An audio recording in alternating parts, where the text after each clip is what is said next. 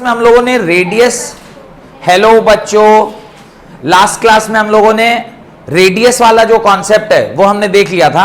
आज की क्लास में हम लोग को वेलोसिटी देखना है। अब देखिए, मैंने आपसे बताया था कि रेडियस का एक्सप्रेशन जो लास्ट क्लास में आया था वो हम लोगों ने इस तरह से लिख लिया था और उसको हम लोग डब्बे में भी बंद कर लिए थे। ध्यान है, लास्ट क्लास में ऐसा रेडियस का ये एक्सप्रेशन आया था, हमने उसे डब्बे में बंद किया था। अब हम लोग जानते हैं एक इक्वेशन है mvr is equal to nh upon 2 pi. यहां से वेलोसिटी क्या आएगा? वेलोसिटी आएगा nh बाई 2 पाई mr, यही आएगा। अब इस जो r हम लोग कल की क्लास में निकाले थे उस r को आप इस इक्वेशन नंबर 2 में क्या कर दीजिए?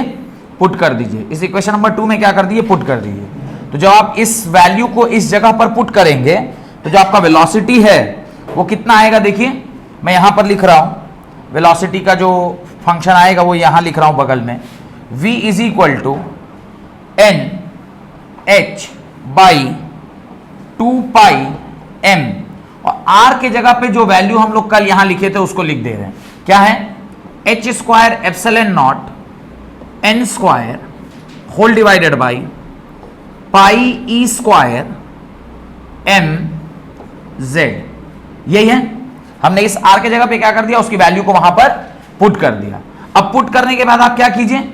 आप जरा सा इसमें जो कट पिट रहा है उसको काट दीजिए। एक h से इसका एक h कट गया, ये पाई से इसका पाई कट गया, ये m से इसका m कट गया, और जो बचा है, अच्छा, एक n से इसका n कट गया, बाकी जो बच गया उसको आप क्या कीजिए? उसको आप एक जगह लिख दीजिए। तो देखिए नीचे क्या बचा है? ई स्क्वायर, बाहर z ले लेता हूं, होल डिवाइडेड बाई, और क्या बच गया नीचे? 2h epsilon not n, 2h epsilon naught और epsilon not into n, into यहां क्या आ गया? n आ गया। v is equal to E square, देख लीजिए तो कुछ छूटा तो नहीं, 2, एक h बचा हुआ है, एप्सिलॉन नॉट बचा हुआ है, n बचा हुआ है, और नीचे ई स्क्वायर और z बचा हुआ है। दिखाई दे रहा है क्या? इतना ही कुछ बचा है क्या? देख लीजिए एक बार। और जब आप इसकी वैल्यूज को बढ़े आगे, इसकी वैल्यूज को जब हम लोग अगले पेज में पुट करेंगे, एक्सप्रेशन लिख लिए, ये एक्सप्रेशन लिखिए, इसको मैं बताइएगा।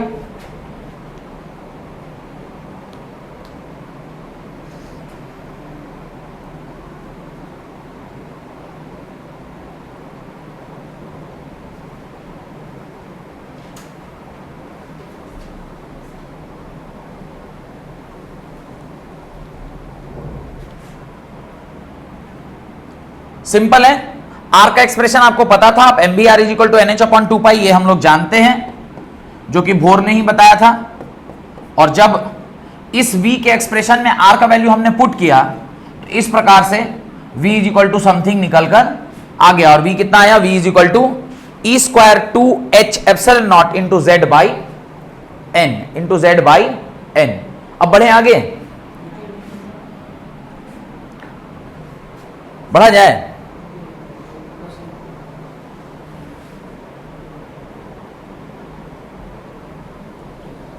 तो ये जो एक्सप्रेशन आया है v is equal to E square 2h epsilon not z by n metre पर सेकेंड। अब आप क्या कीजिए? e का वैल्यू 1.6 इंटू 10⁻⁻19, h का value 6.626 into 10⁻34 plus 34, epsilon not का वैल्यू बताए थे 8 पॉइंट, क्या है देखिए 8.85 इंटू समथिंग समथिंग बताए थे ना, देखिए क्या दिए थे। इन सारे वैल्यूज को जब आप पुट करिएगा ये आता है 2.18 इंटू 10⁻6 मीटर, कितना आ रहा है? 8 पॉइंट, हाँ, इंटू 10⁻⁻12। ये सारी वैल्यूज को आप क्या कर दीजिए? पुट कर दीजिए। तो ये आपका क्या एक्सप्रेशन आ जाएगा? ये आपका एक्सप्रेशन आएगा, या का एक्सप्रेशन आएगा into z by n metre पर सेकेंड। ये आपका एक्सप्रेशन निकल कर आ जाएगा। This is the expression for velocity of any orbit for any atomic number.